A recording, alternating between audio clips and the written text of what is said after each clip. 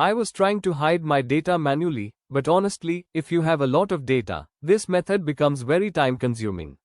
So I thought, there must be a faster and smarter way to hide numbers in Excel. That's when I used a simple Excel formula. I typed equals to left function. And then I selected my cell. I entered how many characters I want to show from the left side. Then I used the ampersand sign to join the text into one result. I added the asterisk symbol since I want to hide the middle part of the number.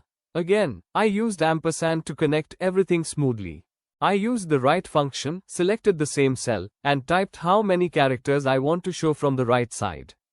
And that's it. My number is hidden, clean, fast, and professional. This trick saves a lot of time, especially when you're working with large data. If you want to learn more smart Excel tricks like this, Data Academy's Excel courses will take your skills to the next level.